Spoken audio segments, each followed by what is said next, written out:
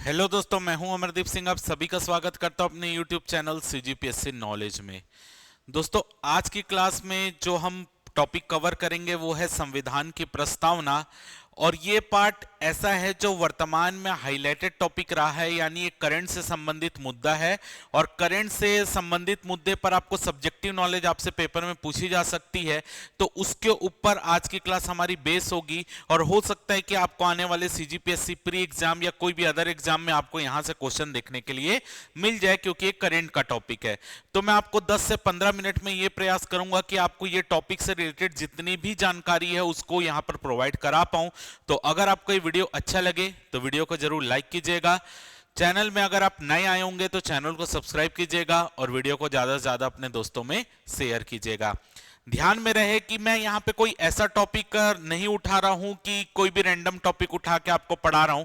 जितने भी टॉपिक हमारी ये 10 मिनट वीडियो सीरीज में आएंगे, ये करंट में आपका कुछ ना कुछ वो मुद्दे से रिलेटेड कुछ हाईलाइटेड रहा होगा।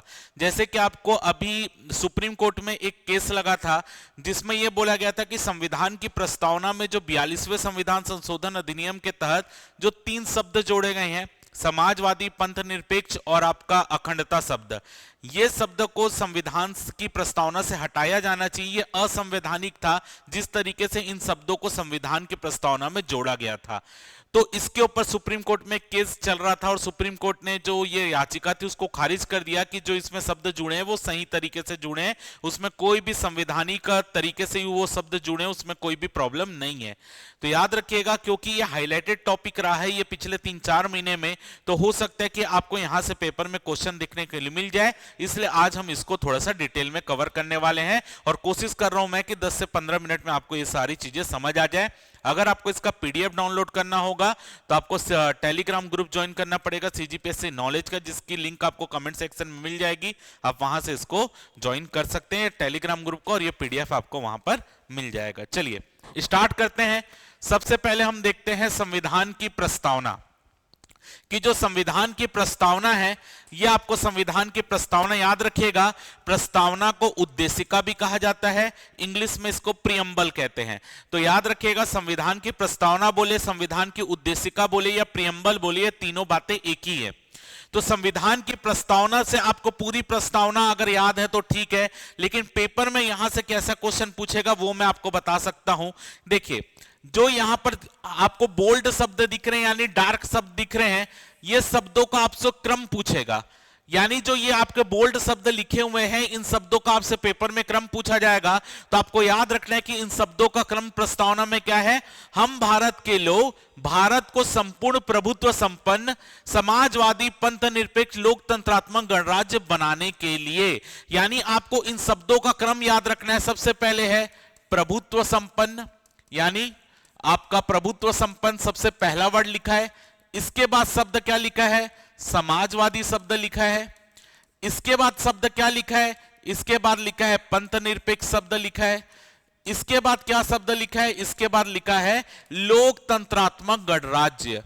लोकतंत्रात्मक गणराज्य, ये शब्दों का क्रम है। तो आपको या तो ये शब्द पेपर में जमाने बोलेगा लाइन से, जो मैंने आपको लिख कर दिया है, या आपको क्रम से पता होना चाहिए। ऐसा नहीं है कि आपको ये रैंडम शब्द कोई दे रहा है, आपको इसका क्रम पता होना चाहिए कि हम भारत के लोग भारत को संपूर्ण प्रभुत्व संपन्न, समाजवादी, पंथ निरपेक्ष, लोकतंत्रात्मक गणराज्य बनाने के लिए आपको ये क्रम पता होना चाहिए। दूसरी चीज आपको याद रखना है कि जो ये आपका ये दो, इसमें जो 3 शब्द है ये प्रस्तावना में, कौन कौन से शब्द, एक है समाजवादी शब्द, दूसरा है पंथ निरपेक्ष शब्द और तीसरा है अखंडता शब्द। ये 3 शब्द मूल संविधान की प्रस्तावना में नहीं था। यानी जब आपकी संविधान सभा ने इस प्रस्तावना को अपनाया था तो मूल संविधान की प्रस्तावना में ना तो समाजवादी शब्द था, ना पंथ निरपेक्ष शब्द था, ना ही अखंडता शब्द था। याद रखना है 42वें संविधान संशोधन अधिनियम, 42वें संविधान संशोधन अधिनियम 1976 के तहत भारत के संविधान की प्रस्तावना में ये 3 शब्दों को जोड़ा गया था। यानी संविधान सभा ने जो प्रस्तावना को अपनाया था उसमें समाजवादी, पंथ निरपेक्ष और अखंडता शब्द नहीं था। लेकिन वर्तमान में जब आप 42वां संविधान संशोधन अधिनियम के बाद से ये 3 शब्द संविधान की प्रस्तावना में जोड़े गए हैं, समाजवादी, पंथ निरपेक्ष और अखंडता।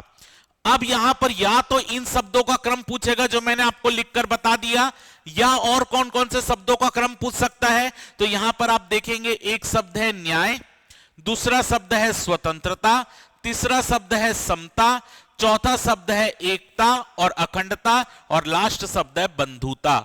या तो आपको इन शब्दों का क्रम पूछेगा। तो ये शब्द भी आपको लाइन से याद रखना है। सबसे पहले न्याय आता है, न्याय के बाद स्वतंत्रता आती है, स्वतंत्रता के बाद समता शब्द आता है, समता के बाद एकता और अखंडता शब्द आता है, और लास्ट में बंधुता शब्द आता है।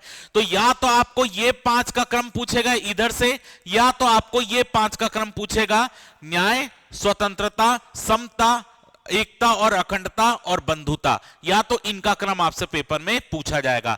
तो आपको इनका क्रम पता होना चाहिए। सबसे पहले न्याय, स्वतंत्रता, समता, एकता, अखंडता और लास्ट में बंधुता आती है। ये हो गया दूसरे टाइप का क्वेश्चन।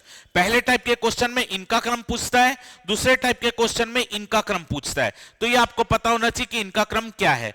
अब तीसरे टाइप के क्वेश्चन की तरफ चलते हैं कि तीसरा टाइप क्या आपसे पूछ सकता है।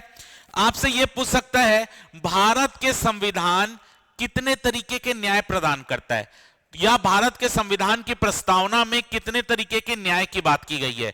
तो अगर आप देखेंगे न्याय यहां पर लिखा है, और कितने तरीके के न्याय की बात हुई है, सामाजिक न्याय, आर्थिक न्याय और राजनीतिक न्याय। यानी भारत के संविधान की प्रस्तावना में कितने प्रकार के न्याय की बात की गई है, 3 प्रकार के न्याय की बात की गई है, सामाजिक, आर्थिक और राजनीतिक। ऐसा क्वेश्चन भी पेपर में आया, कितने प्रकार के न्याय की बात की गई है, तो 3 प्रकार के, सामाजिक, आर्थिक और राजनीतिक न्याय। दूसरा क्या पूछ सकता है, भारत के संविधान की प्रस्तावना में कितने प्रकार की स्वतंत्रता की बात की गई है।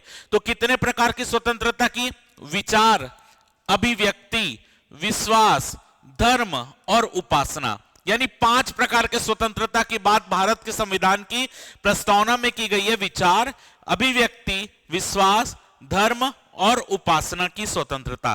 5 प्रकार की उपासना की स्वतंत्रता, 5 प्रकार के स्वतंत्रता की बात यहां पर की गई है। इसके बाद अगर हम देखें समता, कितने प्रकार के समता की बात की गई है, 2, प्रतिष्ठा और अवसर की समता। तो समता कितने प्रकार की, 2। तो यहां पर मैं लिख रहा हूं न्याय, कितने प्रकार के न्याय की बात की गई है प्रस्तावना में, 3 प्रकार के न्याय की बात। स्वतंत्रता, कितने प्रकार की स्वतंत्रता की बात की गई है प्रस्तावना में, 5 प्रकार की स्वतंत्रता की। और कितने प्रकार के समता की बात की गई है, तो 2 प्रकार के समता की बात की गई है। ये आंकड़ा भी आपको याद रखना है, 3 प्रकार के न्याय, 5 प्रकार की स्वतंत्रता और 2 प्रकार की समता। ये सब आपके सामने लिखा है। अब आपके लिए इंपॉर्टेंट है कि भारत के संविधान सभा ने, जो भारत की संविधान सभा थी, उसने भारत के संविधान की प्रस्तावना को कब अंगीकृत किया, कब आत्मार्पित किया। तो आपके लिए डेट इंपॉर्टेंट है, 26 नवंबर 1949।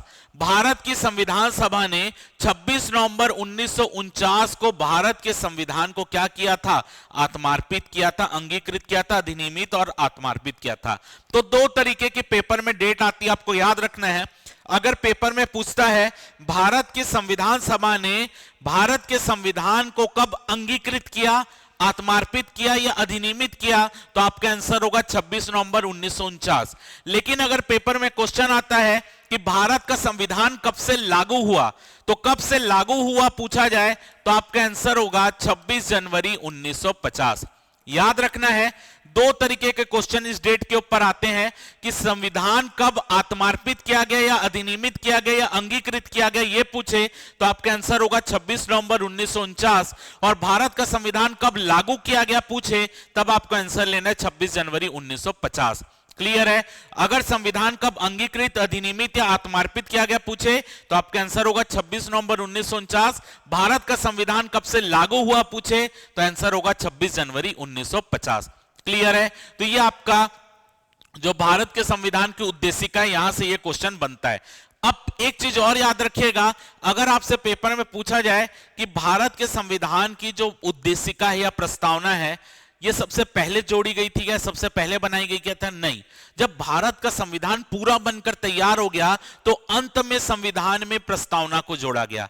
जैसे आप प्रस्तावना एक प्रकार का आप बोल सकते हो कि संविधान का इंडेक्स है, कि संविधान में क्या क्या चीजें शामिल है, उस तरीके का ये इंडेक्स है। तो इंडेक्स कब बनता है, जब आपकी पूरी बुक बन जाती है, उसके बाद इंडेक्स जोड़ा जाता है। तो भारत के संविधान भी जब पूरा बनकर तैयार हो गया, उसके बाद संविधान में आपके उद्देशिका यानी प्रस्तावना को जोड़ा गया। ये बात आपको याद रखना है। अब देखते हैं कि भारत की प्रस्ताव जो संविधान की प्रस्तावना है उसका महत्व क्या है, यानी संविधान की प्रस्तावना जो जोड़ी गई है उसका महत्व क्या है। सबसे पहले देखते हैं संविधान के प्राधिकार का स्रोत, यानी संविधान को पावर कहां से मिलती है। तो याद रखना है संविधान में क्या लिखा है, हम भारत के लोग भारत को संपूर्ण प्रभुत्व संपन्न समाजवादी पंथ निरपेक्ष लोकतंत्रात्मक गणराज्य बनाने के लिए, यानी यहां पर संविधान के प्राधिकार का स्रोत क्या है, हम भारत के लोग ही हैं। हम भारत के लोग ही संविधान के प्राधिकार का स्रोत है, यानी संविधान को पावर कहां से मिलती है, हम भारत के लोगों से। तो हम भारत के संविधान का निर्माण भारत की जनता की ओर से संविधान सभा के सदस्यों ने किया है और उन्हीं के द्वारा इसे अंगीकृत किया गया, इसलिए संप्रभुता भारत की जनता में निहित है। यानी संविधान को पावर कहां से मिलती है, हम भारत के लोगों से मिलती है। तो यह पूछेगा संविधान के प्राधिकार का स्रोत क्या है, तो आप आंसर लिखोगे हम भारत के लोग, यानी भारत की जनता, यह आपके ऑप्शन में आएगा। अगला देखते हैं राज्य का स्वरूप कैसे होगा। हमारे संविधान की प्रस्तावना में बताया गया कि हमारे राज्य का स्वरूप कैसे होगा, तो हमने पढ़ा है हमारे राज्य का स्वरूप संप्रभु होगा, समाजवादी होगा, पंथ निरपेक्ष होगा, लोकतांत्रिक गणराज्य होगा।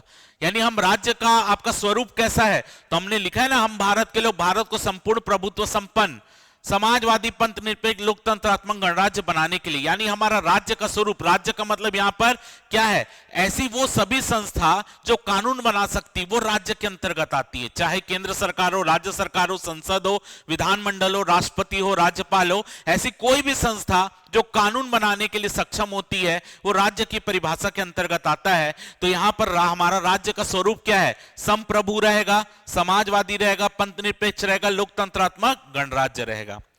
अब संविधान का उद्देश्य क्या है, यह भी आपके प्रस्तावना में पता चलता है, क्योंकि प्रस्तावना आपका क्या बताती है कि संविधान का उद्देश्य क्या है। इसी के लिए प्रस्तावना को संविधान का आईना कहते हैं।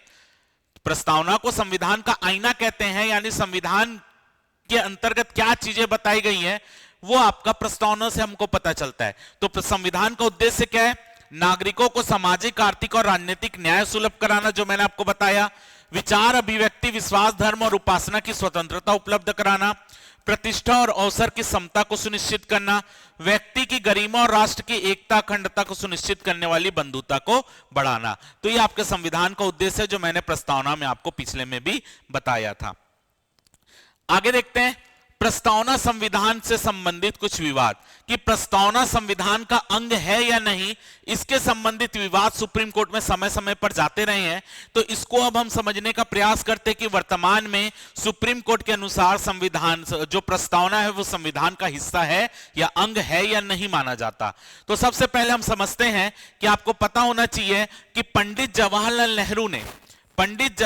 नेहरू ने 13 दिसंबर 1946 को संविधान सभा में एक प्रस्ताव प्रस्तुत किया था, जिसे उद्देश्य प्रस्ताव के नाम से जाना जाता है।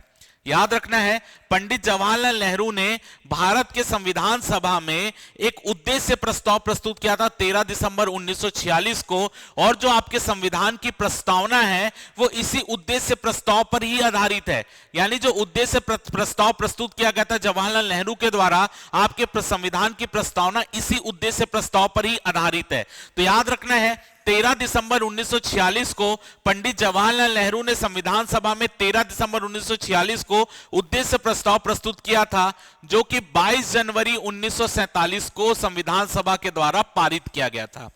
22 जनवरी 1947 को संविधान सभा के द्वारा यह उद्देश्य प्रस्ताव पारित किया गया था, यह आपको पता होना चाहिए। क्लियर है? और यह उद्देश्य प्रस्ताव के ऊपर ही भारत के संविधान की प्रस्तावना टिकी हुई है।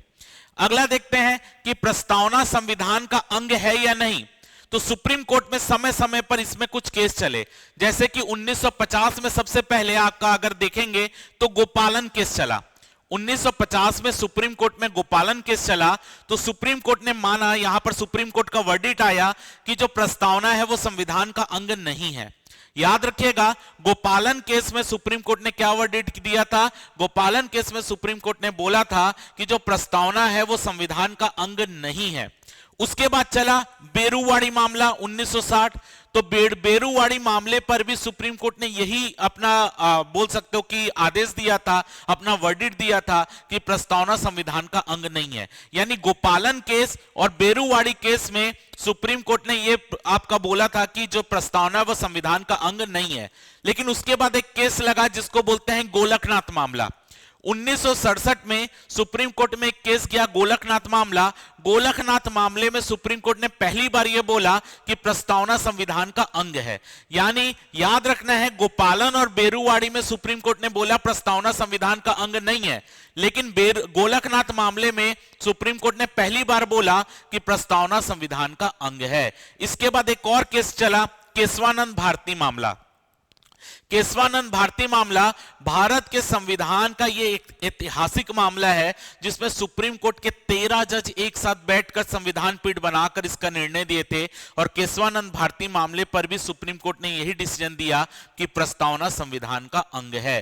तो याद रखेंगे कि प्रस्तावना वर्तमान में संविधान का अंग माना जाता है। और कौन से केस में सबसे पहले बोला गया था कि प्रस्तावना संविधान का अंग है, वो था गोलकनाथ मामला। उसके बाद केशवानंद भारती मामले पर भी सुप्रीम कोर्ट ने यह डिसीजन दिया कि प्रस्तावना संविधान का अंग है। और LIC मामला 1995 में भी सुप्रीम कोर्ट ने यह डिसीजन दिया कि प्रस्तावना संविधान का अंग है। तो याद रखिएगा, प्रस्तावना जो है वर्तमान में संविधान का अंग माना जाता है। अब यहां पर याद रखिएगा, क्योंकि प्रस्तावना संविधान का अंग है, इसलिए जब 42वां संविधान संशोधन अधिनियम के तहत प्रस्तावना में 3 शब्द जोड़े गए, समाजवादी, पंथ निरपेक्ष और आपका अखंडता शब्द, तो सुप्रीम कोर्ट में जब केशवानंद भारती मामला चला तो सुप्रीम कोर्ट ने केशवानंद भारती मामले में यह भी डिसीजन दिया था कि प्रस्तावना संविधान का अंग है और संसद के पास ये पावर है, संसद के पास ये पावर है कि वो प्रस्तावना में संशोधन कर सकती है। यानी जो 42वां संविधान संशोधन अधिनियम था उसको केशवानंद भारती मामले में सही माना गया और यह बोला गया क्योंकि प्रस्तावना संविधान का अंग है तो प्रस्तावना में भी संशोधन करने का अधिकार संसद के पास है। यानी आर्टिकल नंबर 368 का प्रयोग करके, आर्टिकल नंबर 368 का प्रयोग करके क्या कर सकते हैं, संसद संविधान की प्रस्तावना में भी संशोधन कर सकती है।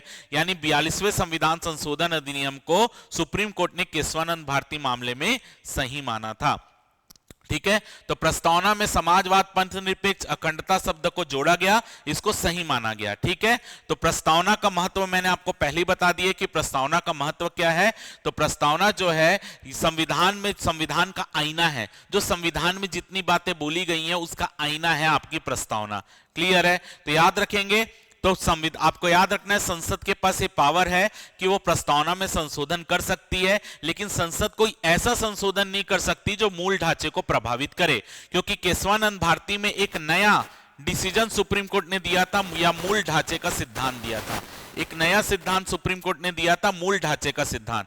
तो आपको पता है उसमें मूल ढांचे के अंतर्गत क्या क्या चीजें आएंगी वो सुप्रीम कोर्ट खुद तय करता है। तो याद रखना है कि प्रस्तावना में संशोधन करने का अधिकार आपके संसद के पास है, लेकिन संसद कोई ऐसा संशोधन ना तो प्रस्तावना ना तो संविधान में कर सकती है जो संविधान के बेसिक स्ट्रक्चर को प्रभावित करे, मूल ढांचे को प्रभावित करे। ये आपको पता होना चाहिए। चलिए अगला देखते हैं, यहां पर प्रस्तावना को किसने क्या कहा है, यानी अलग अलग लोगों ने प्रस्तावना को क्या क्या कहा है वो देख लेते हैं। तो सबसे पहले यहां पर देखते हैं कि सर अल्लादी कृष्ण स्वामी अय्यर, सर अल्लादी कृष्ण स्वामी अय्यर के अनुसार उद्देशिका हमारे दीर्घकालिक स्वप्नों और विचारों का प्रतिनिधित्व करती है। ये आपके कृष्ण स्वामी अय्यर का ये कथन है, उद्देशिका हमारे दीर्घकालिक स्वप्नों तथा विचारों का प्रतिनिधित्व करती है। इसके अलावा न्यायमूर्ति हिदायतुल्लाह ने गोलकनाथ मामले में न्यायमूर्ति हिदायतुल्लाह ने कहा था उद्देशिका को संविधान की मूल आत्मा, यानी उद्देशिका क्या है, संविधान की मूल आत्मा है, संविधान की आत्मा उद्देशिका को कहा था मोहम्मद हिदायतुल्लाह ने, जो कि सुप्रीम कोर्ट के जज थे। उन्होंने डिसीजन देते समय यहां पर गोलकनाथ मामले में उन्होंने कहा था उद्देशिका संविधान की मूल आत्मा है। इसके अलावा के एम मुंशी कौन थे, जो संविधान की प्रारूप समिति बनी थी, प्रारूप समिति के एक सदस्य थे के एम मुंशी। के एम मुंशी ने कहा था उद्देशिका को राजनीतिक जन्मपत्री, यानी उद्देशिका क्या है, राजनीतिक जन्मपत्री है, ये कहा था। इसके अलावा उन्होंने कहा था उद्देशिका हमारे संप्रभु लोकतांत्रिक गणराज्य का भविष्य फल या जन्म कुंडली है, यानी जो उद्देशिका है वो हमारे संप्रभु लोकतंत्रात्मक गणराज्य का क्या है, भविष्य फल है या जन्म कुंडली है, ये भी के एम मुंशी ने ही कहा है। क्लियर? तो ये आपका प्रस्तावना से संबंधित जितने प्रश्न आपसे पेपर में पूछे जाएंगे वो इसी से पूछे जाएंगे जितना मैंने आज कवर किया है। पेपर में आया हुआ एक क्वेश्चन है, इसको आपका आंसर कमेंट सेक्शन में देना है। अगर आप इसका आंसर कमेंट सेक्शन में दे देते हैं तो मैं समझूंगा कि आपको जो आज का टॉपिक है वो पूरी तरह क्लियर हो गया है। और ऐसे ही अभी जितने के भी करंट के टॉपिक होंगे जो आपके पेपर में आ रहे हैं वो मैं 10 मिनट कॉन्सेप्ट करके आपको पूरी चीजें एक एक करके कवर करा दूंगा। और जो हाईलाइटेड टॉपिक चल रहे करंट को उससे संबंधित जो आपके सब्जेक्टिव नॉलेज है उसको भी मैं आपको समझा दूंगा। तो ये क्वेश्चन आपका हिंदी इंग्लिश मैंने दोनों दिया है, आपको ABCD करके अपना आंसर जो है वो कमेंट सेक्शन में बताना है, क्योंकि जब तक आप नहीं बताएंगे मेरे को समझ नहीं आएगा कि आपको समझ आया है कि नहीं आया है। तो याद रखिएगा, क्वेश्चन ध्यान से पढ़िएगा।